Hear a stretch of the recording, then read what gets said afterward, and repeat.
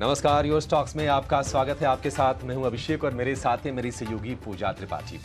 बाजार ने आज शुरुआत कमजोर की थी। कमजोर शुरुआत के बाद आज रिकवरी की कोशिश हो रही है। कल हमने एक खराब सत्र देखा बाजारों के लिए, लेकिन आज कम से कम हम देख रहे हैं कि संभल रहे हैं बाजार। निफ्टी बैंक की बात करें तो करीब 300 अंकों की रिकवरी है लोअर लेवल से, अब बाकायदा हर निशान में ट्रेड कर रहा है 47,300 के ऊपर जाकर। निफ्टी 21,550 के आसपास है। दिन के निचले स्तर से देखेंगे तो 100 अंकों की रिकवरी वहां पर भी दिखेगी। हालांकि अभी भी थोड़े से प्रेशर के साथ वहां पर आपको कारोबार होता हुआ दिखेगा। आज जो शेयर निफ्टी को कम से कम सहारा देने का काम कर रहे हैं उसमें आप देखेंगे कुछ बैंकिंग स्टॉक्स का सपोर्ट है। आईसीआईसीआई बैंक हो गया, इंडसइंड बैंक हो गया, वहां से सपोर्ट मिल रहा है। इसके अलावा एचसीएल टेक और टीसीएस सपोर्ट है। आज ये दोनों शेयर मजबूती के साथ कारोबार कर रहे हैं। एचसीएल टेक है निफ्टी का टॉप गेनर। और इंश्योरेंस शेयरों, खासतौर से लाइफ इंश्योरेंस वाली जो कंपनीज हैं, एसबीआई लाइफ या फिर एचडीएफसी लाइफ, एलआईसी में भी आज हम तेजी देख रहे हैं। तो बाजार के ये कंट्रीब्यूटर्स रहे, लेकिन कुछ ऐसे शेयर जो कमजोरी बना रहे हैं बाजार के ऊपर, प्रेशर बनाने का काम कर रहे हैं, उसमें वायदा बाजार में अगर आप देखेंगे तो मणप्पुरम फाइनेंस में करीब 6% के आसपास की गिरावट है। आईजीएल का शेयर, यूबीएस का एक डबल डाउनग्रेड आया, उसके चलते हम करीब 4% के आसपास की कमजोरी देख रहे हैं। और एनर्जी पैक से चूंकि लगातार हमने बड़ी तेजी देखी है, बीपीसीएल, ओएनजीसी, आरईसी, ये तमाम शेयर आज कमजोर हमें दिख रहे हैं आज के बाजार में। तो आपकी हम पूरी की पूरी प्रिपरेशन करवाएंगे कि आज के सत्र में आपको इंडेक्स में किस तरह से ट्रेड करना है, शेयरों में कहां पर मौके में बनेंगे, और आपके जो भी सवाल हैं शेयरों से जुड़े उनको भी शो में हम शामिल करेंगे ही। सवाल पूछने का तरीका बेहद साधारण है। आपके स्क्रीन के ऊपरी हिस्से में हमारा नंबर लगातार फ्लैश हो रहा है, उस पर आप फ़ोन कीजिए, एसएमएस कीजिए या फिर व्हाट्सएप कीजिए, जो भी आपको तरीका सही लगता हो। और सोशल मीडिया के जरिए भी आप अपने सवाल हमसे पूछ सकते हैं। सोशल मीडिया का पता आपके स्क्रीन पर हमारे तीनों ही प्रमुख प्लेटफॉर्म का। और आज आपके सवालों के जवाब देने के लिए हमारे साथ होंगे गौरांग शाह जियोजित फाइनेंशियल के, और अंशुल जैन भी हमारे साथ जुड़ गए हैं। आप दोनों का बहुत शुक्रिया। स्वागत है टी9 स्वदेश पर। शुरुआत अंशुल आपसे करना चाहेंगे। शुरुआत कमज़ोर, उसके बाद रिकवरी, अब एक थोड़ी सी संतुलन बनाने की कोशिश है पिछले आधे घंटे से। 21,550 के आसपास है निफ्टी। आपको लगता है अंशुल कि रिकवरी थोड़ी सी और यहाँ से एक्सटेंड होगी? और मान लीजिए किसी कुछ ट्रेड लेना हो इंडेक्स में, पहले तो बताइए लेना है या नहीं लेना है, और अगर लेना अगर है तो कहाँ बनता है? नीचे थोड़ा सा आए तो क्या ज्यादा क्वेश्चन होगा 21,500 के आसपास? गुड मॉर्निंग अभिषेक, गुड मॉर्निंग पूजा। देखिए, निफ्टी और बैंक निफ्टी बहुत क्रूशल जंक्शन पे है। परसों भी क्लोजिंग शो में हम बात कर रहे थे कि 21,500 एक मेजर सपोर्ट का काम करेगा स्पॉट पे, और आज भी हमने 21,500 को रिजेक्ट किया है। और अगर निफ्टी पे देखें तो 5 दिन के लोज के नीचे आज एक फेल्ड लो की फॉर्मेशन हुई है। तो ऐसा लग रहा है कि बेयर्स जो इनिशियल मॉर्निंग में जो बेयर्स थे, जो गिफ्ट निफ्टी को 50 पॉइंट नीचे देख के शॉर्ट किए हैं, वो पूरी तरीके से ट्रैप लग रहे हैं। और आज का इंट्राडे जो स्पॉट निफ्टी पे हाई है 21,570, ये निकलने के बाद तुरंत निफ्टी में बाई इनिशिएट करना चाहिए। 21,600 का कॉल भी ले सकते हैं या फ्यूचर भी इनिशिएट कर सकते हैं। 50-60 पॉइंट की बहुत आराम से शॉर्ट कवरिंग वहां से ट्रिगर होगी। तो बेसिकली 21,620, 21,640 का टारगेट में लेके चल रहा हूँ कि हमको क्लोजिंग तक मिल जाना चाहिए। सब्जेक्ट टू 21,500 के ऊपर हम सस्टेन करें तो 21,500 स्पॉट निफ्टी का स्टॉप लॉस भी रहेगा। बैंक निफ्टी रिलेटिवली थोड़ी सी वीक है, बट अगेन वहां भी कल के लो के नीचे एक फेल्ड लो की फॉर्मेशन रही है, और हम बहुत वायलेंटली कल का लो तोड़ के उसके ऊपर आए हैं। तो शॉर्ट्स यहाँ भी ट्रैप दिख रहे हैं। एक बार इंटरडे हाई 47,400 स्पॉट पे निकल जाता है तो यहाँ भी 300 पॉइंट की रैली बहुत आराम से बनेगी। तो यहाँ भी 47,400 स्पॉट निकलने का वेट करना चाहिए। उसके बाद लॉन्ग करेंगे तो 300 पॉइंट का मूव आराम से मिल सकता है। तो दोनों में लॉन्ग की सजेशन रहेगी, लेकिन कंडीशनल लॉन्ग है। रेजिस्टेंस लेवल निकलने के बाद ही लॉन्ग ट्रेड करना चाहिए। ठीक है। तो ये है राय बाजार पर। चलिए आगे बढ़ेंगे और आपके सवाल जवाब का सिलसिला भी शुरू करते हैं। सवाल पूछने का तरीका आपको बता ही दिया है, और इस बीच हमें सवाल आया है व्हाट्सएप पर पुणे से एक नाथी धवल जी का। टाटा टेक इन्होंने लिया हुआ है।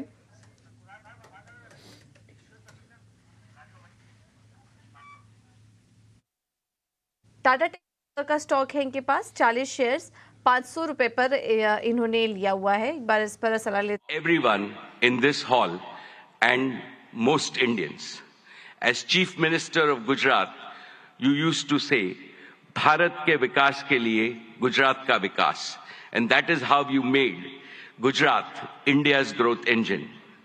Now, as Prime Minister of India, your mission is दुनिया के विकास के लिए भारत का विकास. You are working on the mantra of global good and make India the world's growth engine. The story of your journey from Gujarat to the global stage in just 2 decades is nothing short of a modern epic. Today, and in today's India, is the best time for young people to enter the economy, to innovate, and to provide ease of living and ease of earning to hundreds of millions of people. The coming generations will indeed be thankful to Prime Minister Modi for being both a nationalist and an internationalist. You have laid a solid foundation for Viksit Bharat, India as a fully developed nation in Amrit Kal. No power on earth can stop India from becoming a $35 trillion economy by 2047. And as I see, Gujarat alone will become a $3 trillion economy. Therefore, I am confident, every Gujarati is confident, and every Indian is confident that the Modi era will take India to new summits of prosperity, progress, and glory. Thank you very much, sir. Jai Gujarat, Jai Jai Garvi Gujarat, Jai Hind. Thank you very much, sir.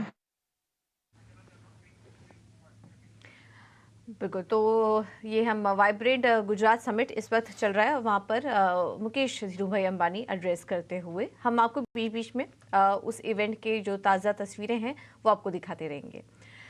लेकिन चलिए अब आगे बढ़ते हैं और सवाल जवाब का सिलसिला वापस से शुरू करेंगे। हमें क्वेरी मिली थी एक दर्शक की, एक नाथी धवल जी ने टाटा टेक 40 शेयर 500 रुपये के भाव पर लिया हुआ। ये आईपीओ के समय की खरीद जान पड़ रही है जी। आईपीओ के समय इन्होंने शायद ये स्टॉक लिया हुआ है, हाल फिलहाल की खरीद है।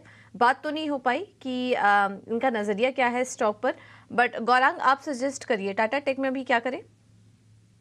धन्यवाद पूजा आपका और आप सभी को शुभ प्रभात हमारी तरफ से। तो आईपीओ के समय पर ही आईपीओ नोट द्वारा लंबी अवधि के लिए टाटा टेक्नोलॉजीज में निवेश की राय दी थी। बहुत शानदार लिस्टिंग हुई। 500 का फ्लोर प्राइस था जिस स्तर पर लोगों को शेयर दिए गए। लिस्टिंग के पश्चात हमने 1400 के भी लक्ष्य देखे और उसके पश्चात एक दायरेबंद कारोबार और करीबन 1150 के आसपास मौजूदा स्तर। तो अगर इनका निवेश लंबी अवधि का है तो हम बने रहने की राय देंगे और 1100 के आसपास अगर गिरावट में आता है और किसी को नया निवेश करना है तो उसकी भी राय होगी। और इनको भी अगर और खरीदना है लंबी अवधि के लिए और अगर पूंजी है इनके पास तो मैं इनको भी कहूंगा कि आप जोड़ सकते हैं 1100 के पास आ जाए तो कंफर्ट थोड़ा सा और बन जाएगा टाटा टेक्नोलॉजीज के शेयर में खरीदारी को लेकर। अगले दर्शक को जोड़ेंगे, दिल्ली से पारस जैन हमारे साथ हैं। पारस जी नमस्कार, पूछिए क्या जानना है आपको।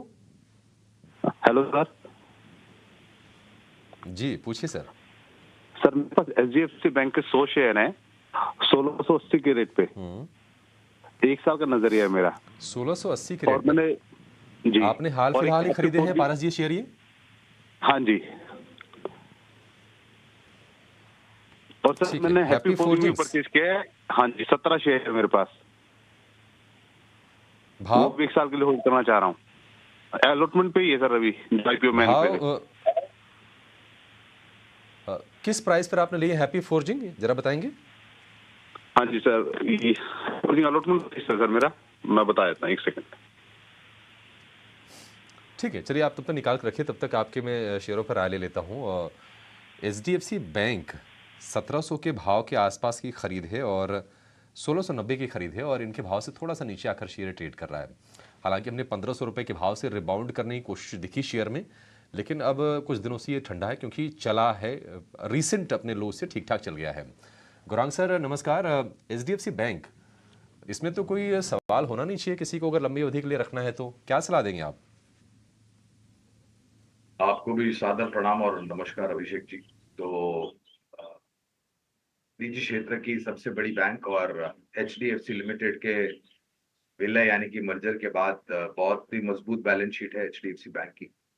और जो भी टिप्पणियां अब तक हमने कुछ बैंक और एनबीएफसीज के मैनेजमेंट की तरफ से एडवांसेस, डिपॉजिट्स, कासा रेशियो और लोन बुक के आंकड़े जो हमने देखे और सुने हैं, उसी के आधार पर हमें लग रहा है कि नतीजे अच्छे आने चाहिए।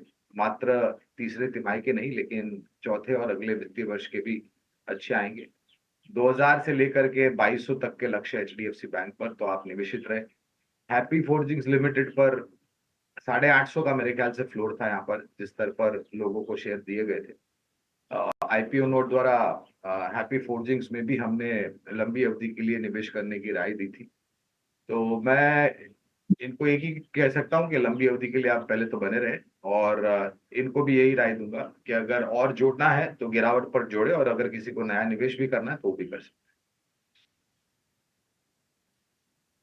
ठीक है, तो हैप्पी फोर्जिंग्स लेवल्स तो नहीं थे आपके हमारे पास क्लियरली, लेकिन ये सलाह आपको दी जा रही है, अभी भी आप होल्ड कर सकते हैं और तेज़ी के लिए, और एचडीएफसी पर भी होल्ड करने की राय। चलिए अब आगे बढ़ते हैं, और पुणे से हमारे साथ अगले दर्शक जुड़े हैं, संग्राम जगताप जी। नमस्कार संग्राम, पूछिए किस स्टॉक पर सवाल है आपका? हाँ, मेरे 2 स्टॉक्स के बारे में सवाल है। एक DHFL जो है डिफॉल्टर है, वी ऑल नो, उसमें मेरे कुछ शेयर्स थे, उसके बारे में कुछ कर सकते हैं क्या? क्योंकि हम NSE की आपकी वो एडवर्टीजमेंट थे, तो उसके बारे में मुझे पूछना है, डिफॉल्टर के बारे में क्या कर सकते हैं। और दूसरा है एस बैंक, जिसके 665 शेयर्स है मेरे पास, 655, और उसका एवरेज प्राइस है 49 रुपीज, तो उसके बारे में राय चाहिए थी।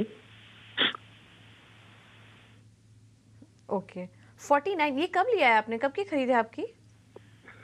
ये पुरानी खरीदी है, 2-3 साल पहले की। काफी पहले की लग रही है 49, और वहां से तो हम देख रहे हैं स्टॉक गिरावट पे ही था। काफी मुश्किल से हमने देखा कि 20 रुपए के पार ये स्टॉक निकला, अब आज 4% ऊपर है, लेकिन आपके लेवल से तो ये अभी भी काफ़ी नीचे है। पहले इस पर सलाह ले लेते हैं येस बैंक पर। अंशुल, आप सजेस्ट करिए येस बैंक में क्या करें, काफ़ी नीचे आ चुका है ये स्टॉक, अभी कोई रिकवरी, किसी तरह का पुल बैक आप देख रहे हैं स्टॉक में जहाँ पर इनको निकल जाना चाहिए स्टॉक से? जी पूजा जी, देखिए येस बैंक में एक लॉन्ग टर्म रेजिस्टेंस था 20.75 रुपए का। इसने एक बेस ऑन बेस पैटर्न बनाया है 15.50 रुपए पे, और अब ब्रेकआउट दिया है 21 रुपए का।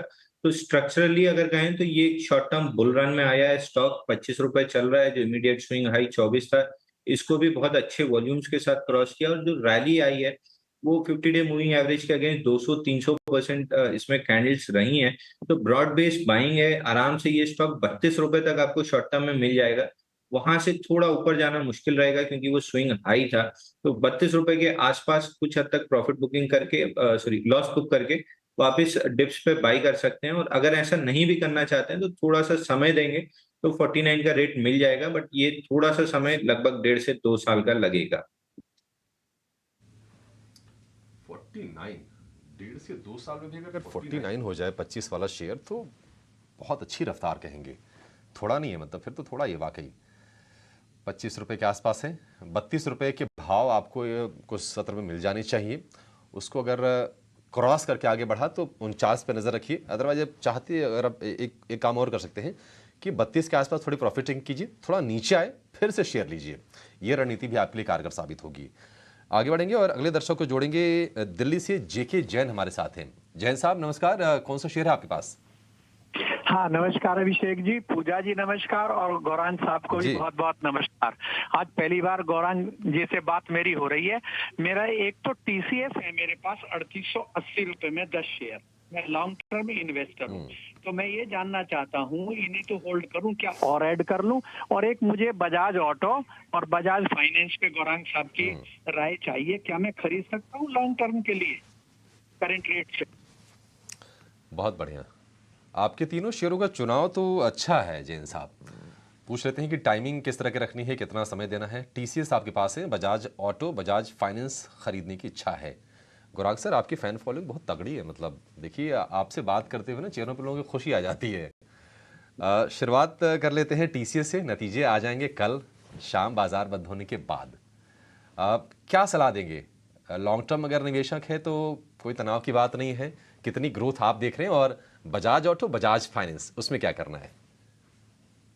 तो सबसे पहले तो फैन फॉलोइंग का आपको आपको ही और आपके चैनल को धन्यवाद करना पड़ेगा, क्योंकि आपके माध्यम के द्वारा ही हम लोगों तक पहुंच सकते हैं, और हम तो निमित्त मात्र है अभिषेक। जो बुद्धिमत्ता G20 is a defining moment in our modern history. Honorable Prime Minister, you don't just predict the future, you shape it. You have reoriented India to become the world's fastest growing nation and position her as the global social champion driven by the two philosophies of Vasudhaiva Kutumbakam and a Vishwaguru. And the best is yet to come. With your foresight in harnessing India's youth to build a Viksit Bharat and make India a fully developed nation by 2047, you have ensured that the India of today is poised to shape the global future of tomorrow. Honorable Chief Minister, at the previous summit, I announced our investment of over rupees 55,000 crores by 2025. We have already surpassed rupees 50,000 crore across the various sectors I had promised, and have vastly exceeded our target of 25,000 direct and indirect jobs. Today, I commit to further investments. We are constructing the world's largest green energy park in Khavda district, Kutch, generating 30 gigawatt of our renewable energy over 725 square kilometers. Even visible is from space. We are expanding the green supply chain for an Atmanirbhar Bharat and creating the largest integrated renewable energy ecosystems. This includes solar panels, wind turbines, hydrogen electrolyzers, green ammonia, PVC, and expansion in our copper and cement projects. Over the next 5 years, the Adani Group will invest over rupees 2 lakhs crore in Gujarat, thereby creating over 100,000 direct and indirect jobs. I am grateful for your support. It is my commitment that I will do my part to contribute to a Viksit Gujarat. Thank you. Jai Jai Garvi Gujarat. Jai Hind. Break से पहले आपसे हम TCS पर view ले रहे थे, माफी चाहेंगे आपको रोकना पड़ा क्योंकि हम वाइब्रेंट गुजरात समिट चले गए थे, वहां पर गौतम अडानी जी का संबोधन चल रहा था। बताइए टीसीएस पे क्या करना है, और बजाज ऑटो और बजाज फाइनेंस क्या सही लेवल पर है, खरीद लेना चाहिए? यही बता रहे थे। धन्यवाद अभिषेक, और आपके चैनल के माध्यम के द्वारा हम लोगों तक पहुंच सकते हैं, और हम तो निमित्त मात्र हैं। तो धन्यवाद करना चाहेंगे आपका, आपके सहयोगी का और चैनल का, और जैन जी को भी सादर प्रणाम और नमस्कार हमारे तरफ से। तो तीनों ही कंपनियों के ऊपर बुनियादी तर्क के आधार पर खरीदारी की राय है। टीसीएस का जैसे आपने सही फरमाया था, नतीजे कल आएंगे, थोड़ा बहुत उठापटक हो सकती है नतीजों को ध्यान में रखते हुए। तो अगर लंबी अवधि का नजरिया है तो आप पहले तो टीसीएस में निवेशित रहे, और जुड़ना है तो जोड़ सकते हैं। बजाज ऑटो और बजाज फाइनेंस, अब बजाज ऑटो पर कल एक खबर आई थी बायबैक को लेकर के, 10,000 के स्तर का बायबैक है। तो बायबैक को लेकर के तो हम कभी राय नहीं देते, शेयर देने के लिए कंपनी को खरीदने के लिए वापस बने रहे बजाज ऑटो में। वहां पर भी अगर निवेश करना है तो ये खबर के कारण थोड़ा बहुत उछला है बजाज ऑटो का शेयर, तो इस स्तर पर शुरुआत करें और गिरावट पर जोड़ते जाए। और उसी तरीके से बजाज फाइनेंस, यहाँ पर भी आप शुरुआत करें जैन साहब निवेश करने की, और पूरी ताकत लगा करके मत कीजिए, नीचे थोड़ी जगह रखिए, अगर गिरावट आती है तो आप और जोड़ सकते हैं। लेकिन निवेश करना इन दोनों ही कंपनियों में शुरू कीजिए, टीसीएस में निवेशित रहे, और अगर और जोड़ना है तो ये नतीजे आ रहे हैं कल, तो थोड़ा आपको मौका मिलेगा निचले स्तर पर, तो वहां पर भी आप जोड़ सकते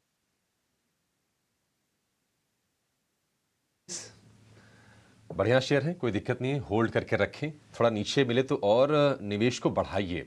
और बजाज ऑटो और बजाज फाइनेंस दोनों ही बढ़िया शेयर, इसमें कोई दो राय नहीं है। लेकिन आप इसमें ना चरणों में निवेश कीजिए, एक साथ पूरा दम लगा के मत डालिए पैसे। धीरे धीरे अलग अलग लेवल्स पर आप इसमें निवेश कीजिए। नीचे अगर मिले तो बढ़िया है, आपके लिए मौके बन जाएंगे। हमारे अगले सेगमेंट का ऑप्शन के चैंपियंस।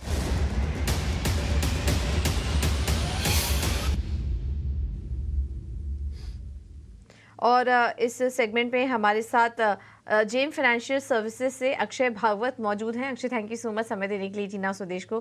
बताइए क्या रणनीति सुझाएंगे आप? Good morning. तो जो स्टॉक का चुनाव किया है ऑप्शंस के चैंपियन के लिए, स्टॉक का नाम है वोल्टास।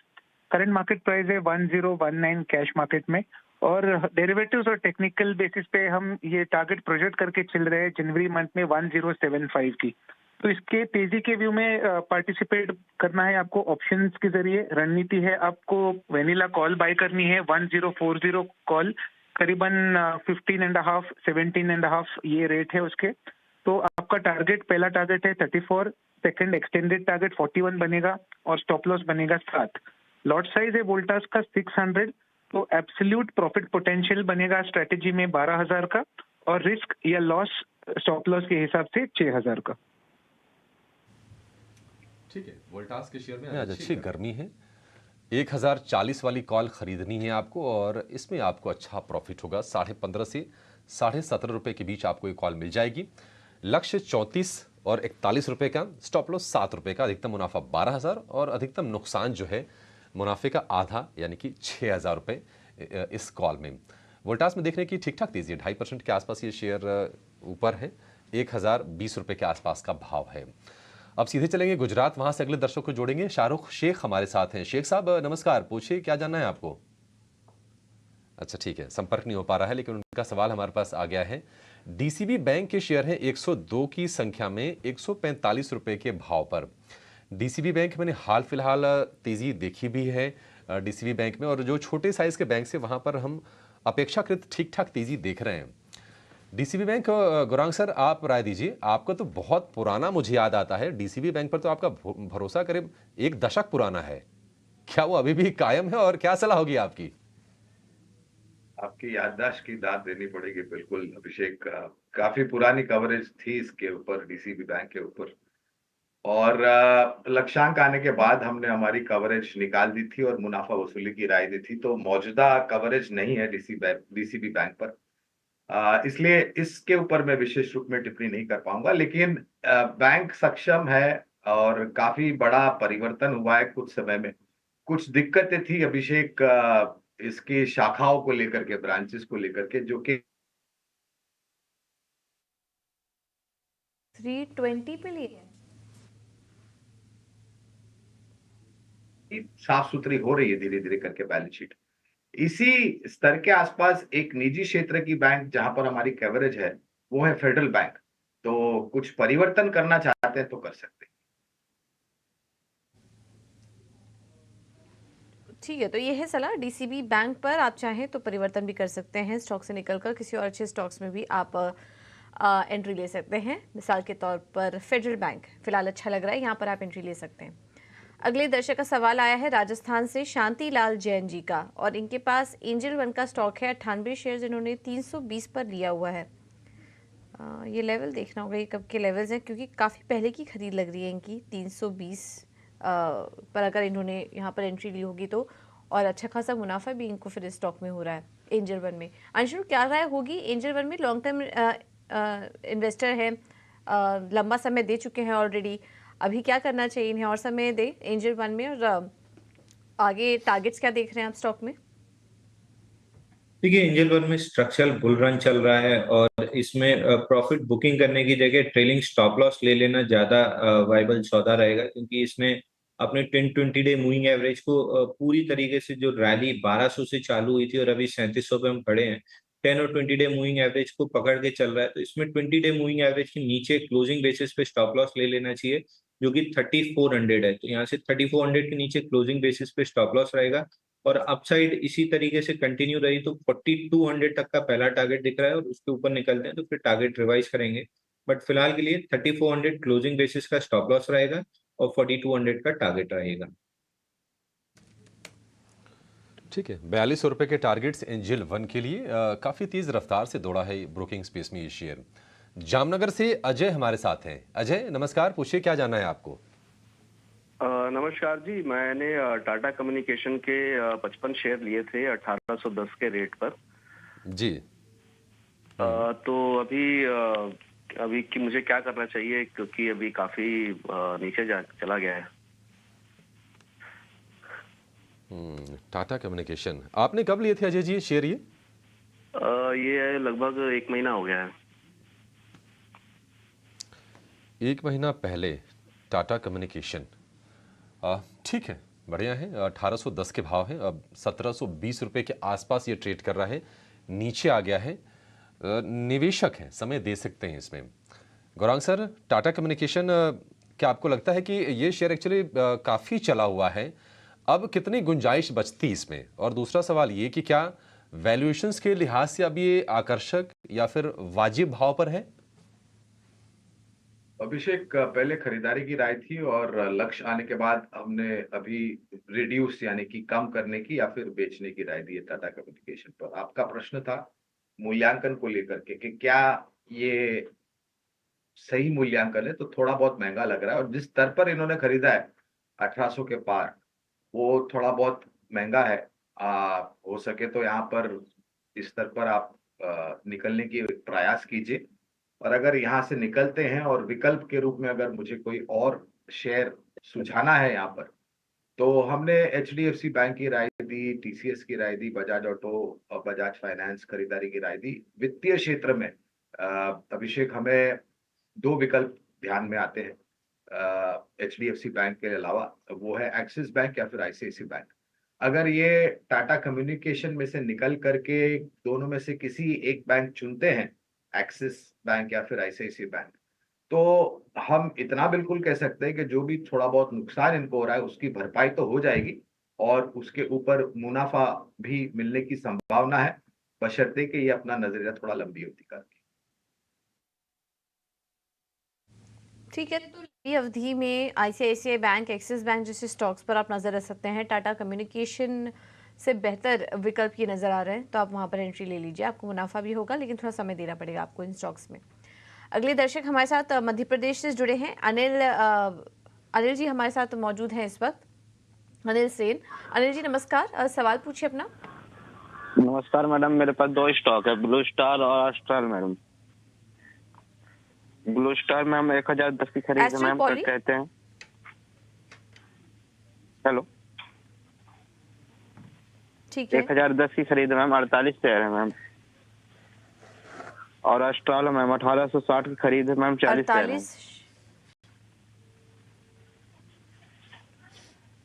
1860 पर आपने एस्ट्रल पॉइंट लिया था। ब्लू स्टार का लेवल एक बार वापस से बताएंगे?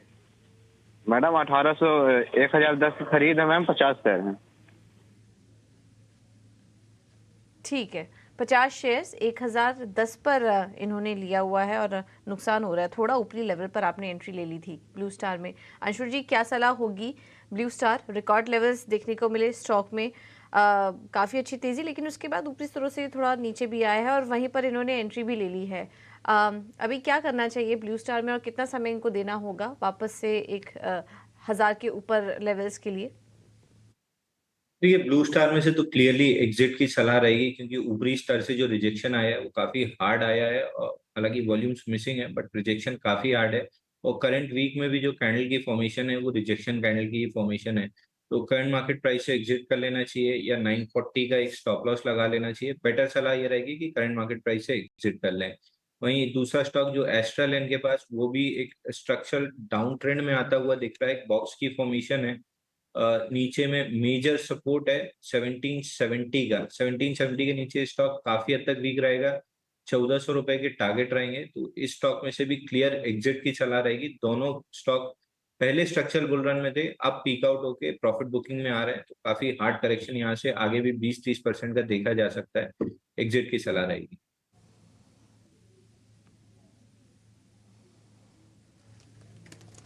ठीक है, एस्ट्रल से एग्जिट की सलाह है। अगले दर्शक को साथ जोड़ेंगे और पटना से आशुतोष कुमार हमारे साथ हैं। आशुतोष जी नमस्कार, कौन सा शेयर है आपके पास और क्या सलाह चाहिए? आशुतोष से संपर्क टूट गया है, लेकिन इनके पास जो शेयर हैं, एक तो हाल की लिस्टिंग है IREDA 500 शेयर हैं 109 रुपए के भाव पर, और दूसरा शेयर है गेल 500 शेयर है 140 के भाव पर। गेल अपने भाव के आसपास है या फिर थोड़ा सा ऊपर ट्रेड कर रहा है। लेकिन IREDA ये रिन्यूएबल एनर्जी की फाइनेंसिंग वाली कंपनी है और हाल फिलहाल ही लिस्टिंग हुई है, और लिस्टिंग के बाद ये शेयर खूब चला। अब ऊपरी स्तरों से थोड़ी थोड़ी सी हम देख रहे हैं कि इसमें प्रॉफिट टेकिंग भी आ रही है, क्योंकि भाव पहुंच गया था 123 रुपए के आसपास। गौरांग सर, IREDA 102 रुपए के आसपास आ गया, 109 की खरीद है। तो एक्चुअली क्या हुआ कि जब ये लिस्टिंग पर डबल हुआ, जब शेयर कुछ दिनों में झटके में एक हम ये कैसे कहेंगे, अब क्या आपको लगता है थोड़ा वैल्यूएशन कंफर्ट है और जिसको खरीदना है अब सही भाव पर फिर से आ रहा है शेयर ये? अभिषेक, 30 रुपए के आसपास मेरे ख्याल से IPO का स्तर था जहां पर शेयर दिए गए थे निवेशकों को, अगर मेरी याददाश्त सही है तो।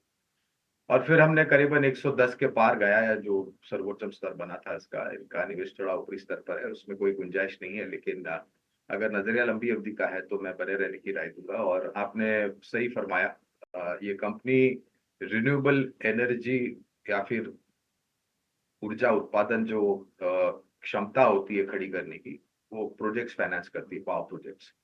और सूर्य और वायु से जो ज्यादातर नई ऊर्जा खड़ी होगी वो प्रोजेक्ट फाइनेंसिंग ये कंपनी कराएगी। हमने मैनेजमेंट की टिप्पणी को भी सुना था और कारोबार के लेके आश्वासन दिया मैनेजमेंट में कि आने वाले भविष्य में बहुत अच्छा कामकाज होगा और काफी बड़े बड़े प्रोजेक्ट से फाइनेंस करेंगे। IPO नोट द्वारा IPO में निवेश की राय दी थी। निवेश है लंबी अवधि के लिए तो बने रहें, किसी कारणवश गिरावट आती है तो और भी जोड़ सकते हैं। गैस अथॉरिटी ऑफ इंडिया, यहाँ पर भी लंबी अवधि के लिए निवेश की राय है हमारी, तो बने रहने की राय भी दोनों ही शेयर। ठीक है, तो ये है सलाह आपके दोनों ही स्टॉक्स पर। से सुरेंद्र कुमार गुप्ता जी का सवाल हमें आया है, वो हमारे साथ फोन लाइन पर जुड़े हैं। सुरेंद्र जी नमस्कार, क्या सवाल है आपका? हाँ मैडम नमस्कार, मेरे पास पेटीएम है 60 शेयर, एवरेज है 1038 का। ठीक है। और PDS है मेरे पास 500 शेयर है, एवरेज है 305 का। तो पेटीएम में मैं क्या करूं? PDS में तो आप मुनाफे में, लेकिन पेटीएम में नुकसान काफी हो रहा है आपको। ठीक है, अंशुल जी सलाह दीजिए। इनके दोनों ही शेयरों पर पेटीएम 1038 पे ले लिया था, यहाँ पर थोड़ी ऊपरी लेवल पर इन्होंने एंट्री ले ली थी, नुकसान हो रहा है। और ये इनकी एवरेज भाव है 1038 का, तो वहाँ से भी स्टॉक काफ़ी नीचे आ चुका है, 680 पर कारोबार कर रहा है। PDS में तो हालांकि ये मुनाफे में है, अभी 500 शेयर 305 पर लिया हुआ था, और इधर तो इनका मुनाफा हो रहा है करीब 1 लाख से ज़्यादा का, लेकिन पेटीएम में नुकसान है इन्हें। क्या सलाह देंगे दोनों ही स्टॉक्स पर? जी पूजा जी, काफी अच्छा लगा जबलपुर से सवाल सुन के। मैं भी जबलपुर का हूँ, तो अच्छा लगा देख के कि मेरे शहर के लोग बढ़ रहे हैं, इन्वेस्ट कर रहे हैं। और जहां तक पेटीएम की बात है, पेटीएम से क्लियरली एग्जिट कर लेना चाहिए, क्योंकि चार्ट पे जो ब्रेकडाउन आया था वो स्ट्रक्चरल ब्रेकडाउन था, और इस स्टॉक में काफी समय लगेगा वापस से अपने हाइस को गेन करने में। बल्कि दूसरा स्टॉक जो इनके पास PDS है वो काफी अच्छा लग रहा है, उसमें 399 का एक बड़ा बेस बना था लगभग 1.5 साल का, और वहां से ब्रेकआउट दिया है। तो पेटीएम को बेच के PDS में ही और अपनी बाइंग को बढ़ा सकते हैं। इस स्टॉक में ऐसा लग रहा है कि 1-1.25 साल का अगर समय देते हैं तो 800 850 रुपए का टारगेट मिल जाएगा। तो पेटीएम का कैपिटल PDS में अगर कन्वर्ट कर लेते हैं तो पूरा जो लॉस है रिकवर होकर प्रॉफिट में आ जाएंगे। ओके, तो ये रणनीति है आपके लिए। पेटीएम का जो कैपिटल है वो PDS में लगा दीजिए, क्योंकि उसके चार्ट स्ट्रक्चर ज़्यादा बेहतर लग रहे हैं और इससे आपको अच्छा मुनाफा भी होगा। को शामिल कर लेते हैं। हमारे पास मुंबई से राजेश जी का सवाल आया है। रिलायंस इंफ्रा पर 6200 शेयर्स हैं और 90 रुपये पर इन्होंने इस स्टॉक को लिया हुआ है।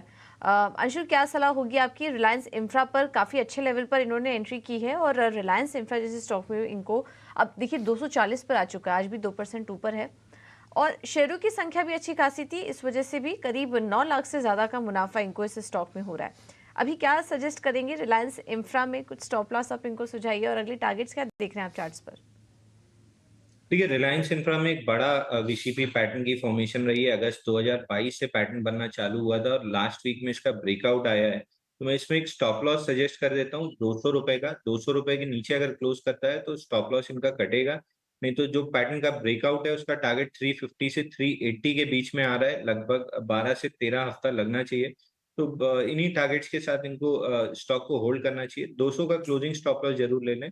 बाकी स्टॉक में फ्रेश ब्रेकआउट जस्ट अभी आया है, तो अगले 12 से 13 हफ्ते स्टॉक में तेजी बनी रहेगी।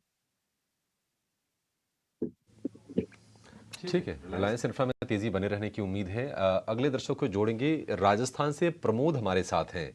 प्रमोद नमस्कार, पूछिए क्या जानना है आपको। अच्छा, क्वेरी है, सवाल है इनका। हमारे साथ फोन लाइन पर नहीं जुड़े हैं, लेकिन सवाल ले लेते हैं। DCW के शेयर हैं 950 की संख्या में, 58 रुपए के भाव पर। ये केमिकल क्षेत्र से जुड़ी हुई कंपनी है जो कि पिगमेंट्स बनाती है।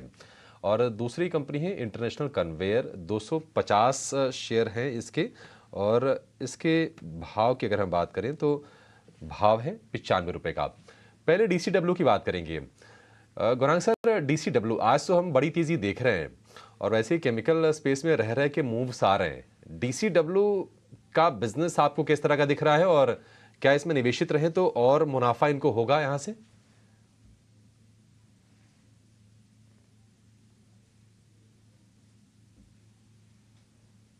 गौरांग सर प्लीज अनम्यूट कीजिए। क्षमा चाहूंगा अभिषेक, क्षेत्र अच्छा है, एक लंबे समय के बाद अब रुझान बेहतर लग रहा है। DCW पर कवरेज नहीं है, इसलिए विशेष रूप में टिप्पणी नहीं कर पाऊंगा, लेकिन ज्यादातर जो भी स्पेशलिटी और एग्रोकेमिकल्स बनाने वाली कंपनियां हैं, उन्होंने पहले तो क्षमता विस्तार में निवेश किया था और रिसर्च और डेवलपमेंट R&D में भी निवेश किया था, नए प्रोडक्ट्स खोजने के लिए, इनोवेट करने के लिए। और अब वो सब प्रक्रिया पूरी हो चुकी है और प्रोडक्ट्स लॉन्च होना शुरू हो चुके हैं। भारत को छोड़ करके चाइना +1 पॉलिसी, यूरोप +1 पॉलिसी के तहत इन कंपनियों को विदेशों में भी अपने नक्शे कदम बढ़ाने का मौका मिलेगा। स्पेसिफिक टिप्पणी नहीं कर पाऊंगा DCW पर, क्योंकि कवरेज नहीं है। दोनों शेयरों पर, DCW पर और इंटरनेशनल कन्वेयर पर, इस पर एक टेक्निकल चेक ले लेते हैं। इस पर अंशु जी क्या करना चाहिए? पहले आप इंटरनेशनल कन्वेयर पर राय दीजिए। छोटे साइज की कंपनी है, 500-550 करोड़ रुपए के आसपास का मार्केट कैप है। हालांकि धीरे धीरे करके शेयर साल भर में डबल जरूर हुआ है। 50 रुपए का भाव था, अब 100 रुपए के आसपास ये कारोबार कर रही है। इसके चार्ट्स आपको कैसे लग रहे हैं, और DCW पर भी आप राय दे दीजिएगा लगे हाथ ही। देखिए, इंटरनेशनल कन्वेयर में एक कर्व कैंडल का ब्रेकआउट आया था और उसके बाद उसी ब्रेकआउट पॉइंट को रीटेस्ट करने पिछले 4 हफ्ते में नीचे आया है। तो स्टॉक में एक बार वापस से जब फ्रेश ब्रेकआउट बनेगा 94 के ऊपर, तो इसमें तेजी डेवलप होगी। 125 से 130 रुपए तक के टारगेट रहेंगे। वहीं अगर सामने DCW देखूं तो DCW में फ्रेश ब्रेकआउट आ रहा है VCP पैटर्न का, और पिछले 2 दिन के volumes almost 50 day moving average के अगेंस्ट 200% के आसपास है। तो दोनों में से अगर मेरे को एक सेलेक्ट करना होगा तो मैं एनी डे DCW सेलेक्ट करूंगा, क्योंकि सेक्टर भी काफी तेज है और स्टॉक में फ्रेश ब्रेकआउट आ रहा है। कल ही का वॉल्यूम ले लें तो लगभग 42.7 मिलियन था, 1164% 50 डे मूविंग एवरेज के अगेंस्ट वॉल्यूम था। ये स्टॉक 66-67 के ऊपर सस्टेन करेगा, तो 95 से 100 तक के इसके टारगेट एक्सट्रीम शॉर्ट टर्म मतलब 12 से 13 हफ्ते में बन जाएंगे। ओके, तो ये है सलाह DCW पर होल्ड करने की राय आपको दी जा रही है। मुंबई से अगले दर्शक हमारे साथ जुड़े हैं, सुरेश राठौर जी। सुरेश जी नमस्कार, सवाल पूछिए अपना। हेलो हेलो जी सुरेश जी, किस स्टॉक पर सवाल है आपका, पूछिए। सुरेश बोल रहा हूँ। जी जी हेलो, हाँ सुरेश बोल रहा हूँ। चलिए, सुरेश जी से संपर्क नहीं हो पा रहा है हमारा, लेकिन उनके हाँ मेरे पास गोवा कार्बन है सर। आपकी आवाज आ रही है हमें सुरेश जी, अपना सवाल पूछिए। हाँ गोवा कार्बन है मैडम मेरे पास, 920 रुपए का। ओके, चलिए दोनों। और दूसरा जिम प्लास 1150। ठीक है, तो आपको 1150 का विमप्लास्ट देखना होगा, हमारे एक्सपर्ट कवर करते हैं कि नहीं, क्योंकि काफ़ी छोटी कंपनी लग रही है। लिक्विड काउंटर भी है, 760 करोड़ का मार्केट कैप भी है। तो ऐसे कंपनी में तो अगर आप फंस चुके हैं, क्योंकि काफ़ी ऊपरी लेवल पर आपने एंट्री ले ली थी, अगर निकलने का मौका हो सके तो निकलिए, अदरवाइज हम एक्सपर्ट से समझने की कोशिश करेंगे अगर उनकी कवरेज हो तो। गोवा कार्बन पर सवाल ले लेते हैं। 60 शेयर्स 920 पर इन्होंने लिया हुआ और वहाँ पर भी इनको नुकसान हो रहा है दोनों स्टॉक्स में। क्या करें अंशुल, आप सजेस्ट करिए, टेक्निकली चार्ट्स पर कैसा लग रहा है आपको ये दोनों स्टॉक्स? देखिए गोवा कार्बन में एक बहुत टाइटली कॉइल्ड पैटर्न बन रहा है। 584 590 का मेजर रेजिस्टेंस है। एक बार इसके ऊपर निकलता है तो स्टॉक में 720 750 रुपए तक की तेजी बनेगी, लेकिन उनका प्राइस मिलना काफी मुश्किल है। 720 750 के आसपास इनको स्टॉक से निकलना चाहिए। दूसरा विमप्लास्ट का चार्ट बहुत ज्यादा, चूंकि वॉल्यूम भी कम है और चार्ट भी बहुत अच्छा नहीं दिख रहा है। मैं बेटर एग्जिट की सलाह दूंगा, क्योंकि इसमें बहुत तेजी किसी तरह की डेवलप होती नहीं दिख रही है। 580 अगर टूटता है तो फिर स्टॉक में थोड़ी सी मंदी आएगी 435 रुपए तक। तो क्लियरली विमप्लास्ट से तो एग्जिट करना चाहिए। गोवा कार्बन एक बार होल्ड कर सकते हैं 720 750 तक। तो विमप्लास्ट से तो जैसे कि आपने कहा एग्जिट कर लीजिए। गोवा कार्बन 700 तक के लेवल्स आपको देखने को मिल सकते हैं, वहां पर फिर से रिव्यू ले लीजिए। चलिए फिलहाल इतने सवालों को हम शामिल कर पाएंगे। अंशुल जी, गौरान जी, आप दोनों का ही बहुत बहुत धन्यवाद समय देने के लिए, तमाम स्टॉक्स पर अपनी रणनीति भी सुझाने के लिए। तो फिलहाल मुझे और अभिषेक को दीजिए इजाजत।